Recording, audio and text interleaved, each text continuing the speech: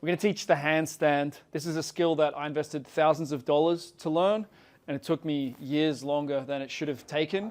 We're going to tell a little bit of the story of it, but we're going to break it down into simple, clear paths for you to be able to get the handstand. We're going to go through some of the risks, some of the strategies. Ultimately, we want 6 minutes a day of effort. If you can be consistent with 6 minutes a day of effort, you will get the handstand in much less than the 2 years that it took me. If you're already strong, then that's going to mean handstand push-ups. That's going to mean being able to do a lot of different skills on your hands. It's probably going to mean healthier shoulders as well. It's a really nice thing to be able to do to support weights. One of the fundamental things with the shoulder is that it should be able to support load in various positions. So really looking forward to sharing this. We've got Brian going through the journey with us as well. Maybe share a little bit of your intro on what handstands what your journey's been like. Yeah, I've always been really curious about handstands for their ability to offer accessibility to the body and strength that is applicable. Like being able to press weight over your head in various positions is incredibly applicable, and what we're going to go over here today will show you the multitude of application, and the confidence building process of a handstand is also really useful. So, you know, when you're working out with weights, you may be able to do those things in the gym, or you may be able to feel that confidence in the gym, whereas when you learn a handstand, it's quite an interesting journey that requires a different type of discipline, a different type of mindset.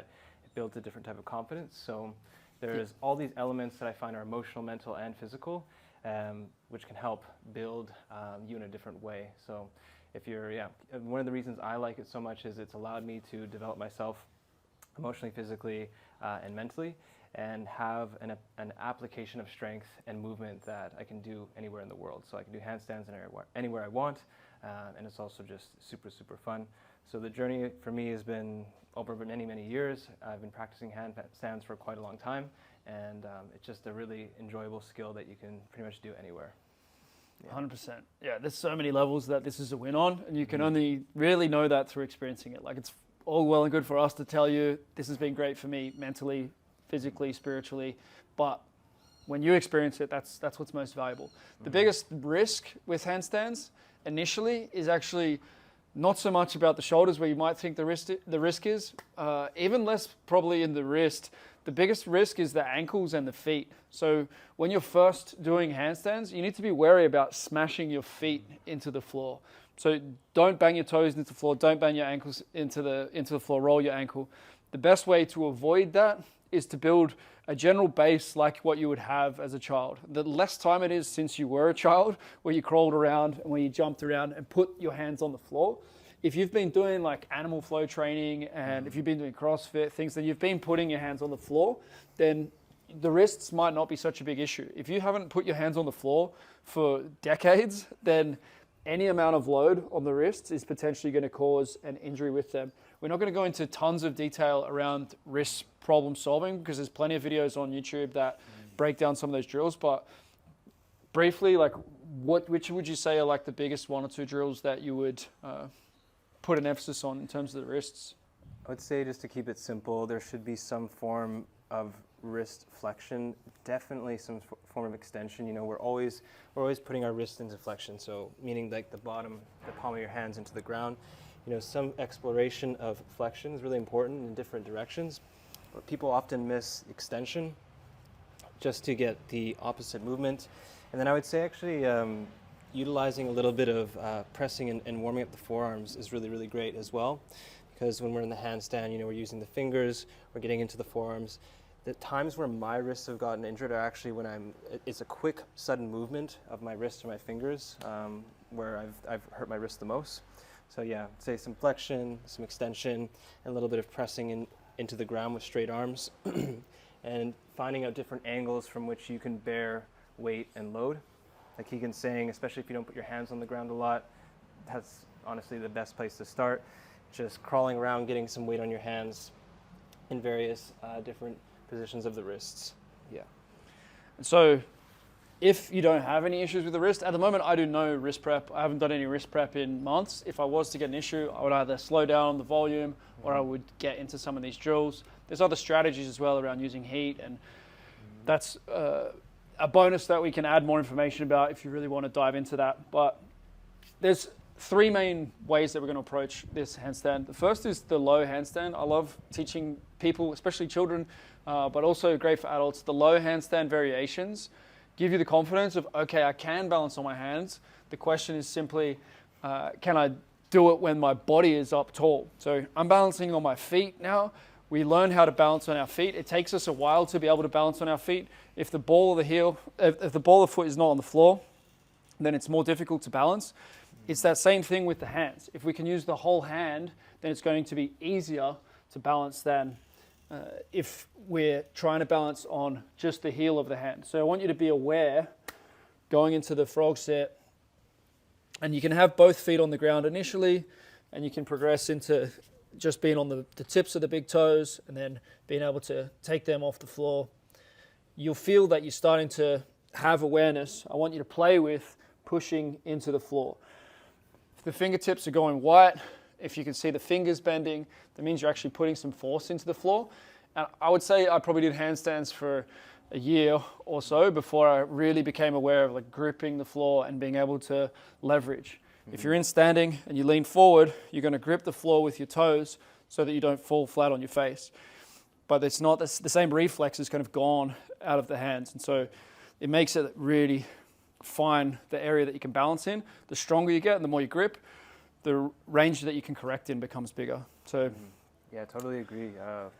With these types of drills, understanding that there's a different type of proprioception, different type of way the brain is going to work. So one barometer I like to use is breath. So if you have a good control of your breathing, means you're going to have a good control of what's going on in your body and all your energy is not stuck in your head. So as you're going through these drills, just leaning forward a little bit, keep the breath going, tuning into how the body's feeling, noticing where blood's going. We've done these for years, so it's like I can speak and do all these other types of things while I'm doing it, but at first it's going to be a lot for your system. And if you're comfortable with these things, then if you have the strength, then it's starting to play around with moving in a different position, moving with head position, seeing how you can change your proprioception, keeping yourself balanced. I can't express enough how important it is to keep some level of connection to your body through your breath whilst balancing yourself. So not just focusing all my awareness on the ground, on my hands, but also having a connection to the body and your breathing is going to allow you to have an overall sense of what's going on. It's going to pay over time. Also going to allow you to be aware of if you're going too far, if the wrists are starting to get hurt, the body's starting to wear and tear a bit too much. So these low balancing drills are a great place to start, and I like you to do an interval of say 5 seconds on, 5 to 10 seconds off. Don't maximally tax yourself, but get a bunch of holds within the minute. When you're able to complete a 30-second hold, you'll already feel a higher degree of awareness and confidence, and your wrists are getting used to having all your weight on them, but it's a much more controlled way of putting the weight on the wrists than once we start talking about the entries.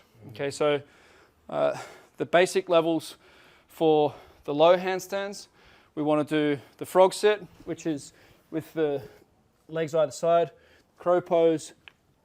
If you've got the mobility and a bit more planche strength, it depends what background you're coming from, but you can progress into those. Even getting the knees more on the triceps is a progression relative to the pure frog. Play with these positions, progress them. They're going to help you a lot for the handstand push-up as well, which is a beautiful thing. And then the other one is like the shoulder stand. So you can do shoulder stands with parallettes. Do you want to do it? Or? Sure, yeah, absolutely. You can either do it with the parallettes or on a box. The further you are off the bottom, then the more difficult it's going to be. Brian's doing a more advanced version, but you can go as low as your body will allow you to. And again, looking for like 5 or 10 second holds and just experiencing the bottom position. You can do it with your feet near the floor. If you start putting your feet up high like Brian is there, then it's going to be more advanced. Yeah, he's showing variations where you've got still some weight on the floor. There's the goal is to be feeling some balance, some level of strength. So you can have the feet just come off the floor. it's not maximal. I'm able to talk here in this position. Now it depends where your strengths are. If you're coming at this from a big base of bench press and standing press, then they're going to feel easier. If you're coming more from the mobility side, then the crow pose is going to be easier. We want to iron out all of those weaknesses. The fun is in being able to go from different angles. My biggest weakness maybe in this game, or one of many weaknesses, would be like the super open shoulder, like Mexican type handstand. There's always something to add, something to progress.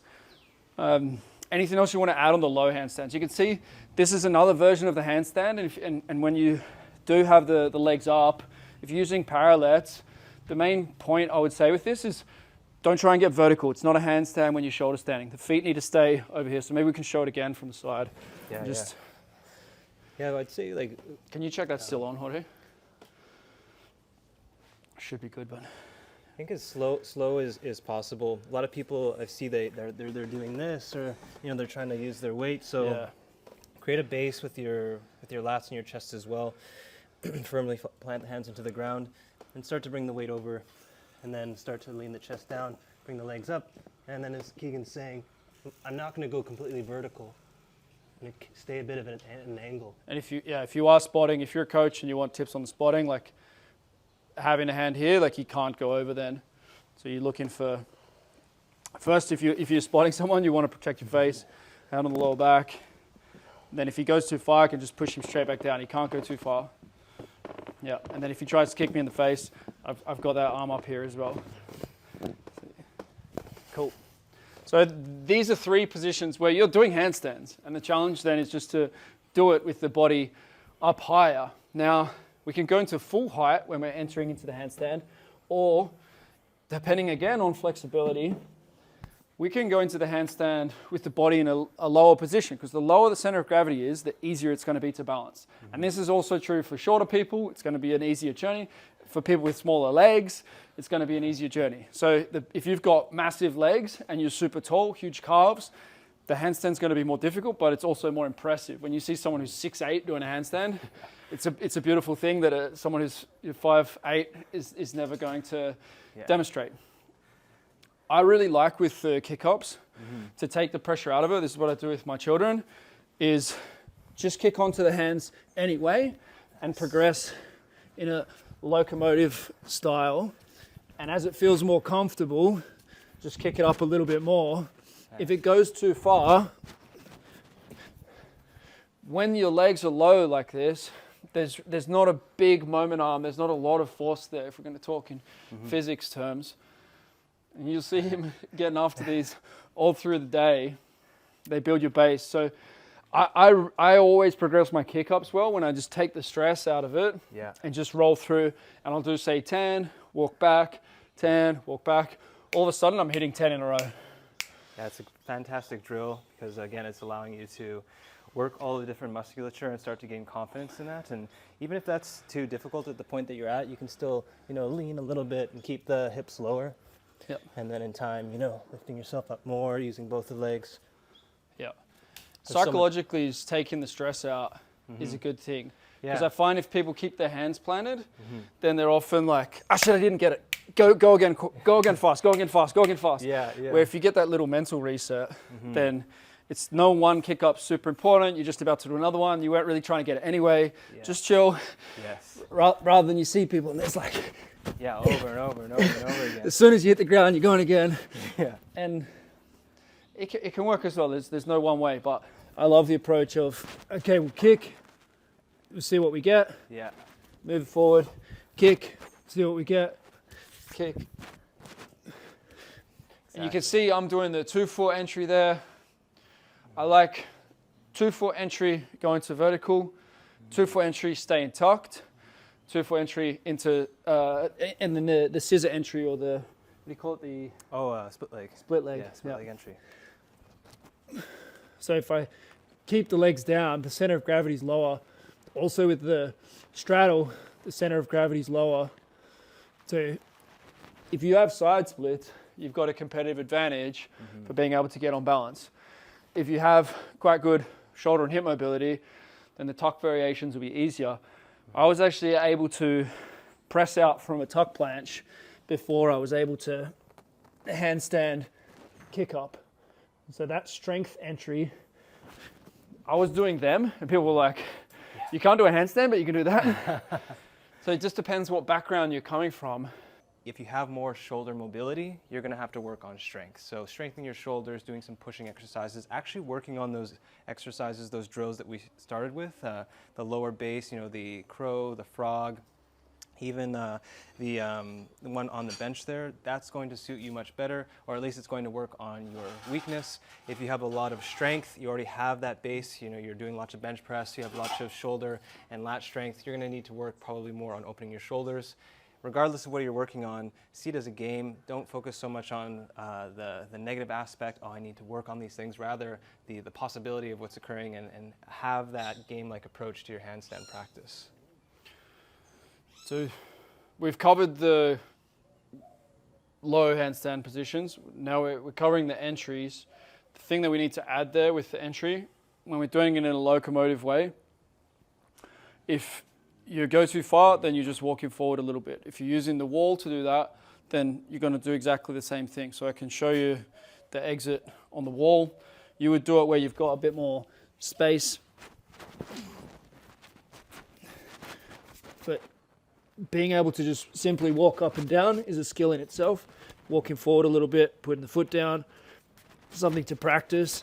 And then if you are doing any of the wall drills, then practicing just getting one hand forward. I'm exaggerating there because we've got the rack in the way, but being able to practice that exit is also an important skill, and it's the same thing when we're overbalancing here in space. When we overbalance, you just want to get one hand forward. Now initially it feels funny, but soon enough it feels fine. Let's do a few of the scissor entry as well. Mm-hmm. This is a really good one to do if you have a wall to practice on. And the goal is to get one foot up to the wall and have the other foot stay down. So I'd put myself a safe distance from the wall. Initially, you want to be fairly close to the wall so you don't go down the gap between you and the wall, and you keep one foot down. Again, it lowers the center of gravity. And the goal is to just kiss the wall really gently. So if you want to give us a...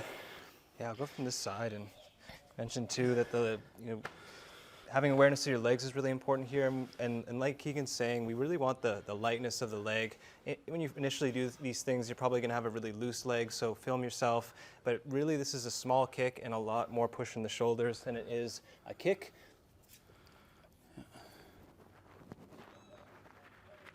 So you would kiss the wall with the heel. The goal is simply to slowly touch the wall. When I'm coaching someone in these, I don't want them to just try and stay up for a long time.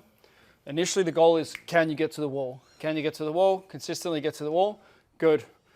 Now get to the wall as lightly as you can, and now stop getting to the wall. So you go really close to it, but sometimes you get there, sometimes you don't, and you find yourself actually hitting handstands. So that's the goal that we're going into it, slower and slower. The way to be able to have that really gentle kick up is to have the shoulders already over the wrists. Now for children, they often find they need that momentum to be able to tip in. And you might find if you've got a child who's learned handstands, they learn from this position because that's how it works at gymnastics school. But for adults, when you're teaching them, there's a lot less going on if you stack the shoulder to start with. What I mean by that is the shoulder is already over the wrist, and that allows us to just gently, you want to think about it more like a 2-inch putt or a 6-inch putt rather than a driver. You're not trying to swing your body as hard as you can at the wall. You're trying to just tap it in, just a little tap in. It should feel like that. Most people, once they hear that, once they see that, they feel that, it becomes much gentler. So we're trying to very slowly reach for the wall, and then we hit it and we're already on balance, we come back down. This is where it's going to progress to, where it's very gently touching the wall. Come back down. Okay, so these are our entries. Huge focus on the entry. 5-second handstands over and over again. We want to be able to get consistent 5-second entry. Kick up, hold for 5 seconds, come back down. Kick up, hold for 5 seconds, come back down. Do you want to do a set? What 1 minute might look like of practicing handstand entries? Absolutely. And I agree with everything you said. I like the putt analogy. Yeah. It really is that slow type of entry. And yeah, if you can account for as many of these variables as possible, keeping the hands on the ground, even if it's harder at first. And breathing, I think that the only thing that I would add is like breathing helped me a ton here. So as much as you can inhale, exhale, come up. Keep your breathing, and that's going to remind you to not just keep blasting at it. Yeah, it shouldn't be like a backflip. A backflip is super explosive. A handstand is not explosive. Handstand is gentle and graceful. Maybe you start getting it, and you can always bring one leg as close to the ground as you can. So the reason we're keeping this leg close to the ground, so that when I come out, my foot is safe. Yeah. This is the thing to avoid. The shoulders are staying forward. What you see, if you let the shoulders come back, then you start to fall really fast. That's what you see with beginners. So we want to keep that shoulder stacked. So we're going for our entries. If the shoulder stays over, then I can come down as slow as I want. If the shoulders start coming back, then it's timber, like it's a big tree. So the goal is every 10 seconds, see if we can hit it. Come back down. Dingoes again. Get the entry, stick it, come back down. A lot of emphasis is usually put on like, what's your longest hold? What's your longest hold? It's fun to do the longest hold, but don't worry about that. Don't do that all the time. Focus on being able to enter consistently. If you're getting those scissor entries, I also like this double foot speed entry. I started it much later in my handstands, but it's not as difficult as you might think. If you do happen to overkick it, it's really safe, really easy to come out of. Have you practiced them or not really? Only actually through the app, not those entries, but just like try with the just to show us what like someone who's really good at handstands but hasn't practiced in this way. So you went like this. Ooh, interesting. Like the double foot entry. Oh, double foot. And then just try and jump straight into the handstand. Yes. Oh yeah. So my issue is definitely shoulders. You can see, I will bend in my arms a little bit because I have to compromise in my shoulders. And if that's you, I guess that's okay. Just know where your compromises are at. Yeah, some people are really good at correcting from the elbow. I'm not good at correcting from the elbow, even if I want to. There's one of like my main handstand mentor, the guy who really got me excited about them. His name's Dan O'Ban. He's got a page, Daring Humans. Amazing communicator, amazing man. You can do all sorts of crazy stuff on trampolines. Taught a lot of circus. He's great at correcting from the elbows. He's able to like, if his handstand was wobbling, like he would fix it from the elbows. Where I've not really been able to do it that way. It comes at a cost though, because then you're building your scap strength. Yeah, but he's got a nice one arm and everything. Like. Oh, nice. Okay. He's managed to take it to the top. So yeah. If that double foot entry is a nice one to work on as well, alongside the scissor.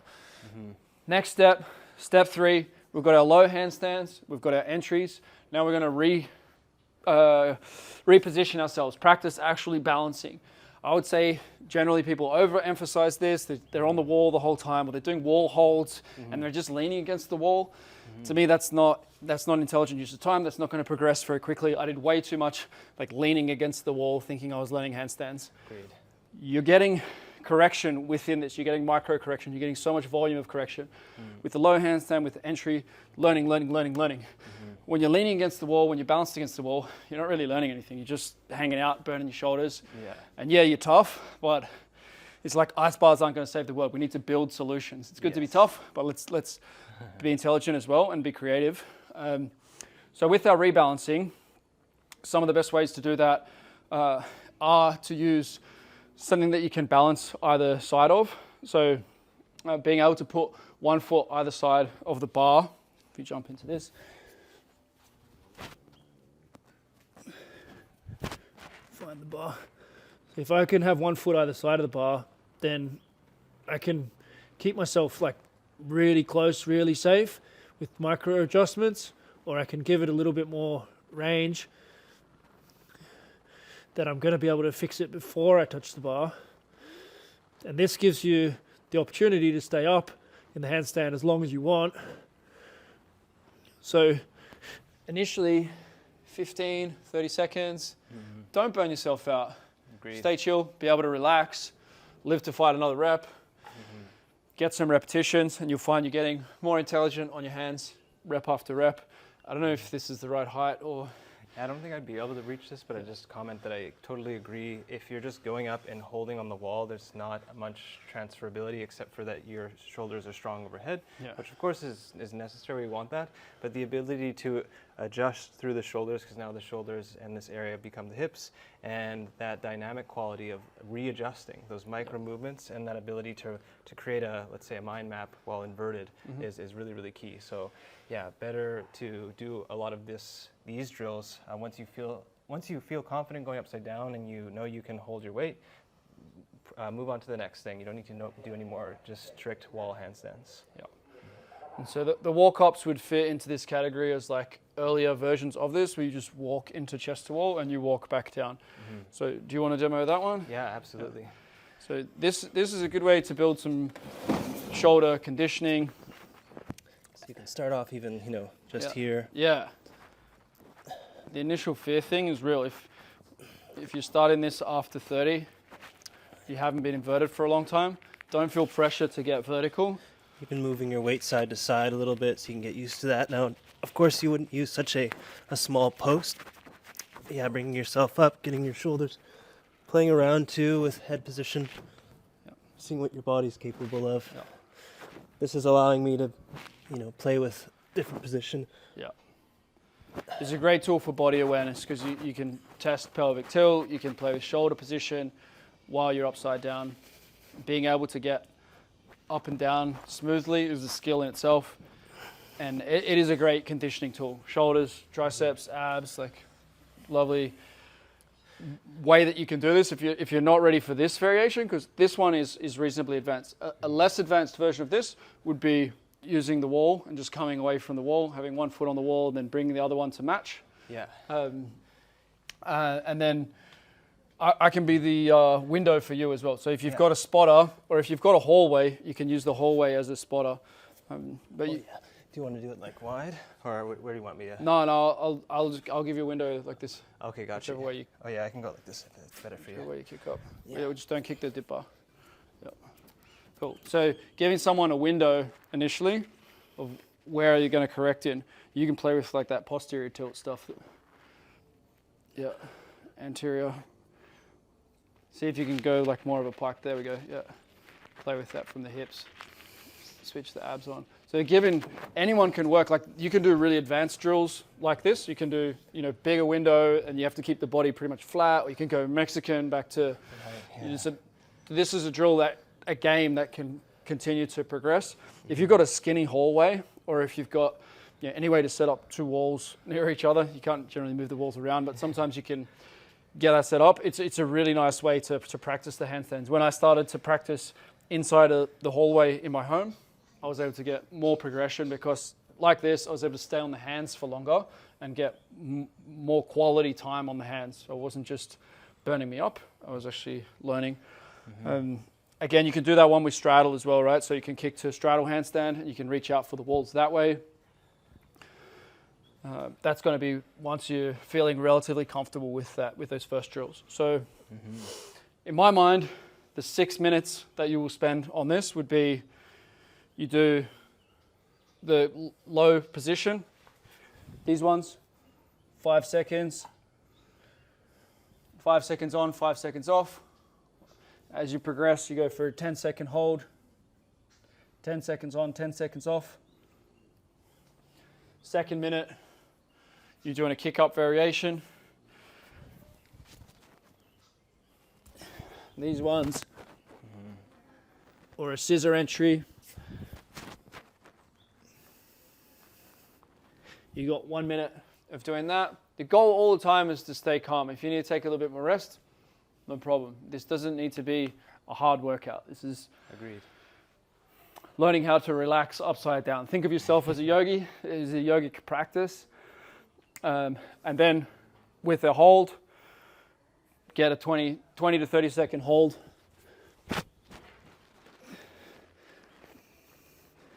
and then rest for the rest. This gives you a 3-minute cycle. You do that twice. Even if you do that once a day, you're going to progress quickly. The trick is, if you do 30 minutes once a week, you won't progress anything like as much as if you do 3 minutes once a day. So 21 minutes of total time, split over 3 minutes a day, will give you a much better result than 30 minutes once a week. Because of the learning aspect. It's like if you're playing piano, if you sit down and play that song multiple times through the day, you're going to learn a lot faster. If you get niggles, issues with the wrists, when you get to more advanced stuff, you can play with it in different ways, but this is like a simple framework, simple pattern. It's not just about toughness. What would you add, suggestions, thoughts? I agree. I believe a minimal, consistent approach is the best approach. We want to create that neuroplasticity in the brain, that familiarity. I want to be going towards it as much as possible, not blasting it in a large portion of time for only a small amount of time over time. So yeah, better to do even just 1 minute. Do one of these drills, 1 to 6 minutes. And yeah, when keeping your wrists healthy, if you do notice that the wrists are getting sore, strengthening the wrists through some band deviations or some weight deviations can be extremely helpful. Would really recommend it if you're diving into any sort of hand work or hand balancing work for the first time. And yeah, consistency really is the most important part. Much better to even just get your hands on the ground if you're starting with these things, like you're fresh to them, just getting your hands on the ground every single day. And yeah, letting go so much of the perfection. Yeah, these types of exercises are great for wrist rehab. A lot of people think warming up the wrists is really the key to preventing injury. It's actually the strengthening of the wrists and the strength of the forearms. That's where a lot of the adjustment in the handstand is going to happen. So yeah, over time, the best thing is just small periods. If you're consistent with this, set a challenge. Do this with a few other humans that you are training with. Keep each other accountable. If you work at this for a few weeks, at least 2 weeks or 30 days, you'll see massive improvements in your handstand. This I learned from Georgian arm wrestlers. Oh, I nice. went to a gym in Georgia, and the guys were warming up with these funky drills that put him more and more weight on the bar, doing less reps each set, and then they started arm wrestling each other in the gym. There was an arm wrestling thing. This is like a hardcore gym right on the main street in Georgia. This is short range both ways because it's heavy for the flexors here in the shortened position, and then it's heavy for the extensors here in the shortened position for the extensors. So you can get a great pump really safely. This is one of the ones I'll use if anyone's getting any tendonitis type issues as well. So Yeah, perfect. The same thing. radial here. ulnar, yeah. These types of, so yeah, the ulnar, radial. And even if you don't have any weights or things like this, you can just use a band. Yep. Same thing. Yep. Yeah. This is a good troubleshoot. The other one that I really love is to use the P-bars, the parallettes. It's great to have a handstand. If you've practiced only on the floor, your parallel handstand will probably be pretty poor. It's good to have both. It's fun to be able to do handstands up super high when you get further along on the journey. Doing handstand push-ups like up high is a really good feeling. It takes a lot of courage. And I had that set up in my farmhouse in Australia. We built bars outside, and it was always a bit of a rite of passage as who would do a handstand on the high bars. Yeah. And you can get more leverage as well, so it can help with the handstand journey because you can leverage more from the fists, from the wrists, to be able to hold your balance. So Yeah, really nice.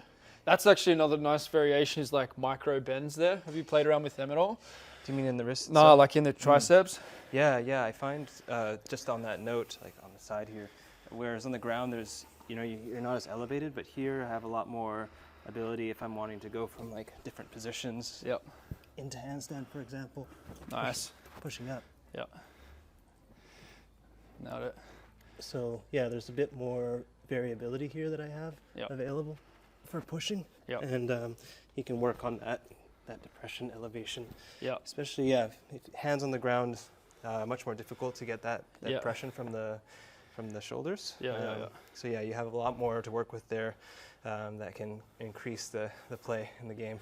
yeah, if you're starting to get some holds, you're getting consistent 5-10 second holds, then also playing around with just little arm bends. Ah, nice. So play around with how many micro bends you can get, and you find you are making little rebalances all the way through your body, through the wrists, through the shoulders. So it gets you more time on the hands, gets you more time on the triceps. And it builds your foundation so that when you finally get close to that handstand push-up, you can lock it off and balance it there. So these little components all blend together to get you the handstands that you want. I love that drill because when I was getting into handstands, again, like most people, my focus was how do I get this to look really nice and look a certain way, not thinking so much about, well, I'm going to have to correct throughout the process. It's going to look messy. So why not willingly sometimes go into the messy or like the micro bend or all those things are super, super valuable. The more that your body goes into those quote unquote unfamiliar areas, just the more awareness you're going to have. So it's like it's a very like holistic way, I guess, rounded way of looking at the handstand, which I really, really like. How many different ways can you explore being upside down, and how many different positions can you get yourself into? And knowing all of the movements is going to allow, for a handstand push-up or any sort of dynamic ability with the handstand, and that's where things really start to evolve and become really, really fun. The other error is to have like a banana handstand, right? Like a lot of guys initially, shoulders will be forward and then a big bend in the lower back. It's not an error, it's just another kind of handstand. You'll see some of the strongest men in history doing handstand push-ups in those positions. They were phenomenal athletes. Like, you can say, oh, okay, he's doing it wrong, but like really some of the best athletes, of recorded history, why would you tell them they're doing it wrong? It's just a different way of doing it. So being able to open and close a little bit is another great ability once you have that handstand. So if we're relatively in alignment, then we want to open the hip, close the hip, open the hip, close the hip. And if you're able to do that through more range, you can go more posterior, more banana. So this is going to work your balance as well. None of this is wrong. Like, the more positions you can move through, the better position you're in, the more safety you have, the more correction you have. It's all increased range of skill, which is a good thing. I'd agree, and I think that's actually a great point as to like what, an error can turn into an evolved position of handstand, right? So when I see you doing that, I'm thinking Mexican, like I'm getting into the handstand here. And if we're practicing, especially if you can move through your chest, well, now you start to get comfortable in these positions and you can bring yourself into a whole different form of handstand. So, Nice. so being able to Play around with those end ranges can evolve into something. And I think the topic that I'm hearing you talk about, Keegan, is instead of thinking of it as wrong, rather like how am I building, how am I exploring? As long as you're not in sharp pain and you're able to, have a bit of that yogic mentality, keep calm throughout the exploration, then you're learning something. Yep. Yeah. Could you train this multiple times a day? Yes and no. If you're starting the journey, I would not recommend it, or at least I would have some sort of variability where, in my opinion, not putting the same amount of load on the joint that you're working on. Yes, like for myself, I could definitely, for yourself, like we definitely train it a couple times a day, but I would say depends on, like if I was training it twice in the day, I would want to work on a different component of the handstand. So like maybe the base strength versus the line, maybe shoulder opening versus entry. What would you say about that? Yeah, I mean, if we're talking about less than 10 minutes of work, if you divide that up into two, that's also going to be fine. If someone really loves it and they've got a good base of wrist stability and they want to do more workouts, cool. Go through that circuit 10 times on a big day. But what's most important is the minimum. So everyone can do a big day, but not everyone can show up every day consistently. So the biggest thing that handstand will teach you on a spiritual level is that consistency and that frustration that comes from, okay, I've regressed from where I was because I just missed a week or I missed 4 days. Some say with hand balancing, every day you miss, you go backwards too.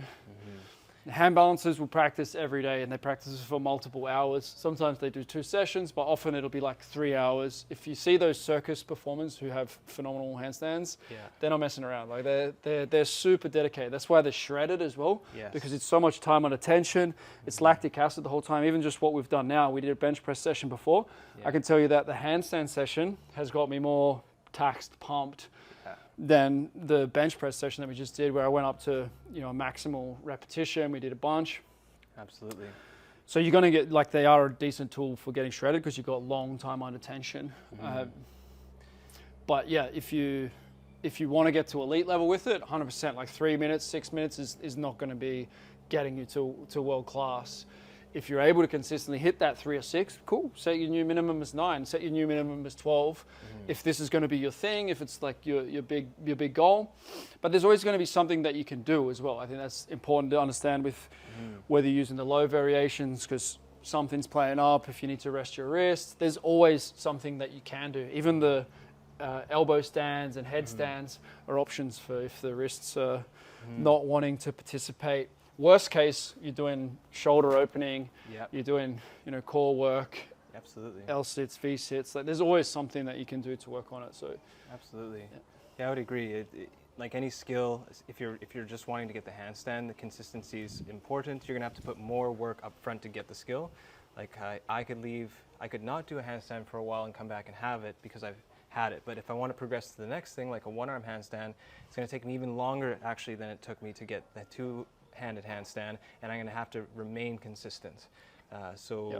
The consistency piece is incredibly important. You can't. I don't think anyone's going to acquire the skill unless they lay that foundation through consistency, and but yeah, having some form of approach every day, even just getting your hands on the ground every day. If you're wanting to be a hand balancer, if you're wanting to be more, let's say, cross-pollinated with your physical practice, your movement practice, say that at the very least getting your hands on the ground and having some sort of inversion in the practice and the training is key. Yeah, I'm getting on my hands every day at the moment, and the plan is to do that every day 2024. And let's see what happens with doing that. Improved entries, maybe working towards more one-arm stuff. I haven't ever really committed to that. I haven't really pushed it too much, but I love the feeling of getting on the hands every day. And yeah, even if it's just a few repetitions, a few holds, like it's a great addition to any session. It always feels a little incomplete now if I don't get on the hands. So that's my strategy currently. What are you thinking for 2024 handstands? It's a great question. And what came to mind to me right there is like some sort of a challenge actually in regards to one arms. The one arm is an interesting one in regards to the fact that you'd think it's just going on to one arm, but I actually believe that the tuck that you have is the first step to a one arm. So now, talking about this more, I think getting more into one arm, getting more into the shoulder opening for me, but more important to that actually is the men or the other people I have around me who are doing the handstand, because being in this environment, being here at this Uncom village, I'm training more and I'm more consistent. So I'd say yes, in regards to handstand, love to get into one arms, but more important than that, being around more people who are doing handstands. Yeah. If we keep the connection, then it'll be a better year of handstands. Exactly.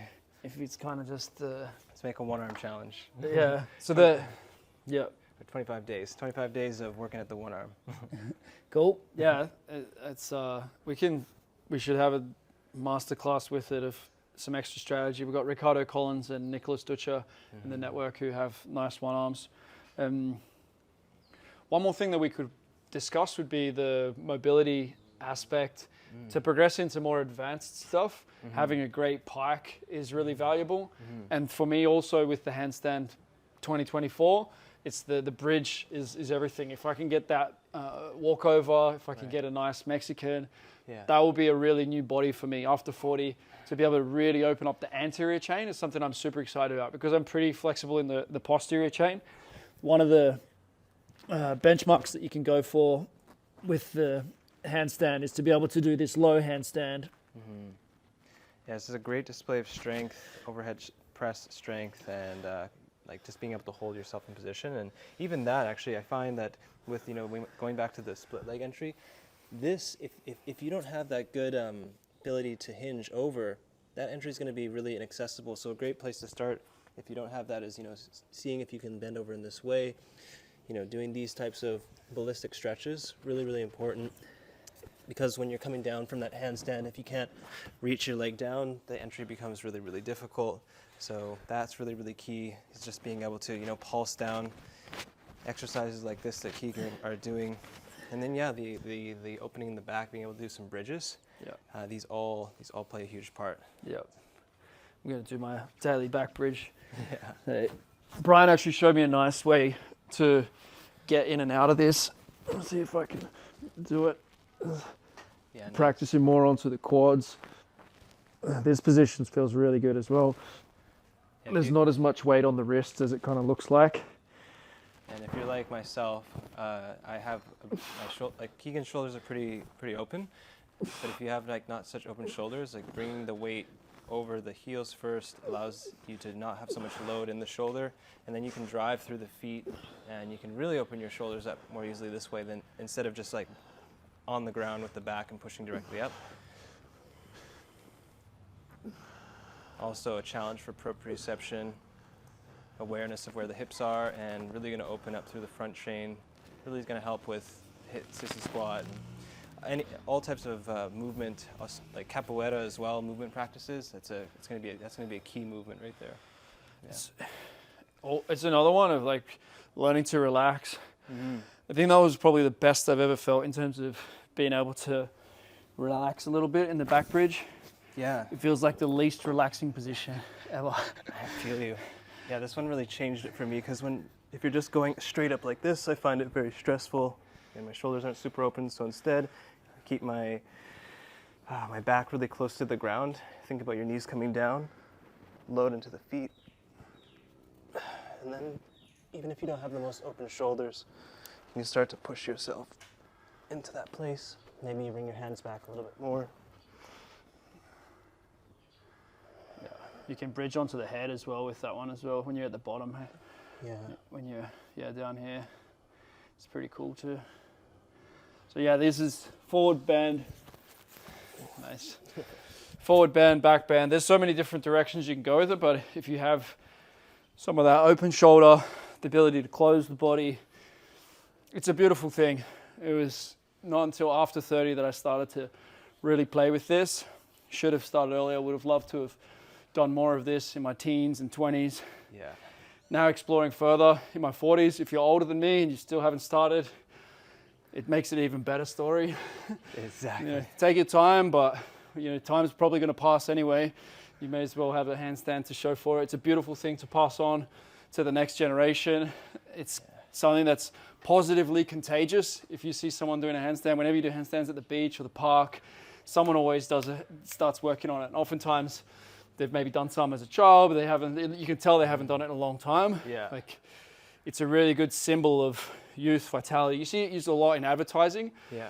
It's because people look at it and they think, wow, that's youth, that's vibrancy. Exactly. And it really is. It does feel like that to me as well. I feel young when I'm able to do handstands, and if you spend a lot of time in the gym, it's a great investment in my opinion, and we're lowering the buy into it with this video, showing hey, give me 3 minutes a day, give me 6 minutes a day, and let's see what happens. Mm-hmm. And I'm yet to have someone tell me they regret learning a handstand. I've had 0 people tell me I shouldn't have done that, I wasted my time.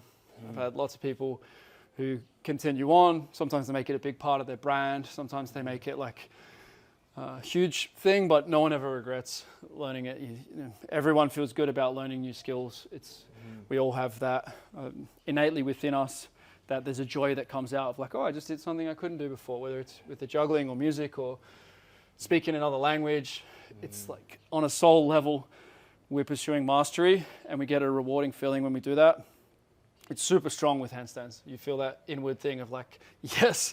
When you first get those balances, you're whoa, I did it. Yes. It's what a baby maybe gets when it first is able to stand still or take those first few steps. You get super excited for it. You're going to have that feeling for yourself. And so, pursue the feeling, enjoy the journey. Totally. Anything else that we missed that we should add? No, I love what you're saying here. I think it's one of the most important parts is who cares about the skill? It's the journey of, like what Keegan's saying, it's the present moment. Live it now if you're 50, if you're 60, if you're 10 years old.